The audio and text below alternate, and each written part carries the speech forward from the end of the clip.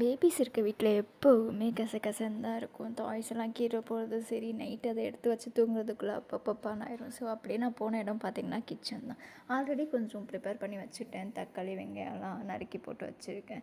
So இப்போ நான் இது பண்ணுறது பார்த்திங்கன்னா பட்டாணி அம்பட்னு சொல்லுவாங்க. ஸோ தமிழில் பட்டாணி கூட்டு. இதில் நான் ஒரு பொடி போடுறேன். அது வந்து வீட்டிலேயே அரைச்ச குழம்பு பொடி. ஸோ இந்த குழம்பு பொடி உங்களுக்கு வேணும்னா எங்களை காண்டாக்ட் பண்ணுங்கள். ஸோ மதுரையிலேருந்து ப்ரிப்பேர் பண்ணி கொடுப்போம். அண்ட் மதுரையில் இருக்கவங்க அங்கேயே டைரெக்டாக வாங்கிக்கலாம்.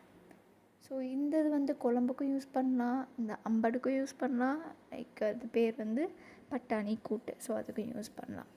உங்களுக்கு கிரேவியாக வேணும் அப்படின்னா தண்ணி பதத்துக்கு பண்ணிக்கலாம். இல்லை கிரேவியில் ஜஸ்ட்டு எனக்கு சைட் டிஷ்ஷாக வேணும் அப்படின்னு நினச்சிங்கன்னா கொஞ்சம் கெட்டியாகவே பண்ணிக்கலாம். அண்ட் சைட் பை சைட் ரசத்துக்கு தக்காளி 2 பல் பூண்டு தேய்ச்சி போட்டிருக்கேன். அண்ட் ஒரு மிளகா. இப்போது இதில் போடுறதும் ரசப்பொடி. இதுவும் அவைலபிளாக இருக்குது, நீங்கள் வாங்கிக்கலாம். இது வந்து 2 டேஸ்க்கு சமைக்கிறனால நான் வந்து ரசம் மட்டும் 2 டேஸ்க்கு. ஏன்னா நான் கொஞ்சம் லேட்டாக தான் இது சமைச்சிருக்கேன்.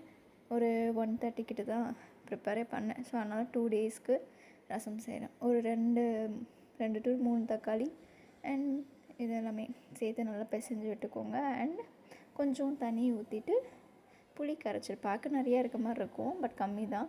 இது வந்து கொஞ்சம் தண்ணி அந்த கூட்லேயும் சேர்த்துருவேன். ஸோ இதில் ஆட் பண்ணிவிட்டு, ஏன்னா 2 டேஸ்க்கு செய்கிறனால 2 டேஸ்க்கு நல்லாயிருக்கும். 3rd டேலாம் வராது, 2 டேஸ் தான் மேக்ஸ் டு மேக்ஸ். ஸோ இன்றைக்கி டிஷ் வந்து தால், ரசம் அண்ட் பட்டாணி கூட்டு. அதுதான் கொத்தமல்லி கருவேப்பிலை தூவி விட்டு ஸ்டவ்வில் வச்சு ஒரு கொதி வந்ததும் ஆஃப் பண்ணிடுவேன். டேஸ்ட்டு சூப்பராக இருக்கும். அண்ட் கூட்டுக்கு பார்த்திங்கன்னா பட்டாணி ஆல்ரெடி நான் வந்து வேக வச்சுட்டேன். ஸோ வேக வச்ச பட்டாணி தான் இதில் ஆட் பண்ணியிருக்கேன்.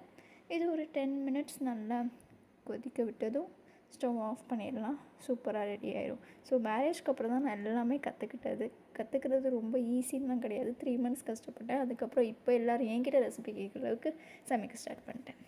தேங்க்யூ.